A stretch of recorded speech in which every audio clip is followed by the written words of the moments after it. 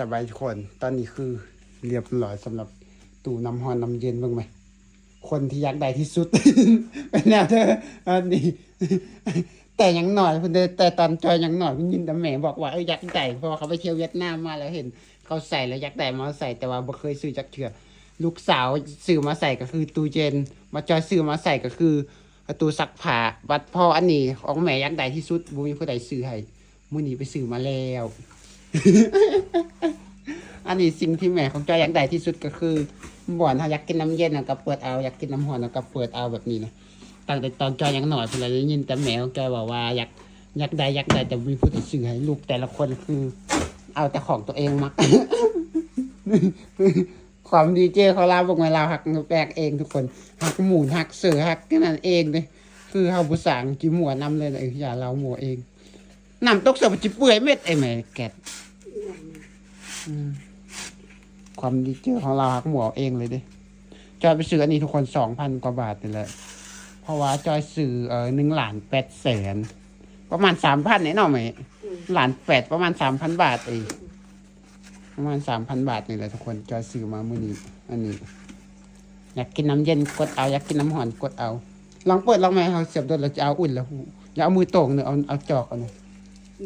ทุกไอ้นะเป็นไรบีบของเขามาสุดเอ้ยพกซุป เน้นนะมือจุ่มเลย ฮอดมาเลย หอดแล้วแม่อุ่นเลยหอดแล้วบัดนี้ อันน้ำเย็นเลยทุกคนวันนี้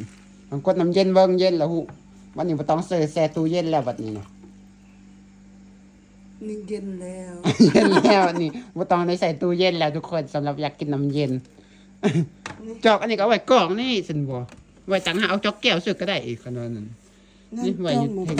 อยู่นี่ก็ได้ซื้อกล่องก็ได้ซื้ออันยาวซื้อกล่องอันสั้นซื้อเพ่ง เอาซื้อนี่ก็ได้ ซื้อหันบ่เป็นซื้อกล่องต่างหากวันนี้บ่ตกน้ำจะซื้อตัวไว้กล่องเลยเป็นกล่องมันกว้างนี่ นี่เขาเฮ็ดแนวนี้นี่ ตัวเอาไว้กล่องเลยสบายนะเขามีที่ให้ไว้ต่างหากแล้ว อันอยู่กองอันหลายจอกจังไว้อันกินอยู่วันไว้นี่ก็ได้นี่กดเอาให้ อัน สาว นี้ หูแล้วสบาย สวยแล้ว เงินมื้อนี้ไปในเมืองมื้อนี้คือหมดหลายเติบทุกคนบ่แม่นหมดหยังหมดตัวนี้แหละแต่ว่าใส่เท่าเดียวก็คุ้ม จะถามตัวใดแพงที่สุดปัดพ่อเขาสิให้เบิ่ง5 ล้านประมาณ 8,000 บาทก็เลยว่าคือว่าแพงแต่ก็เลยเอาถูกก็ได้ อันนี้คือถูกที่สุดแล้ว1,800,000ประมาณ 3,000 บาท ตัวที่แพงที่สุดมันประมาณ 8,000ตัวนี้มัน 3,000 บาทตัวนี้ประมาณ 3,000 บาทนี่แหละ 2,900 ประมาณ มันอันนอนพอแล้วมันตัด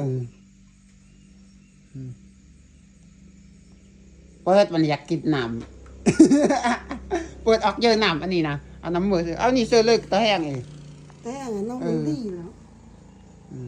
ให้จับไหมเดี๋ยวยกจับนี่จับอยู่ในนี่เห็นเหรอ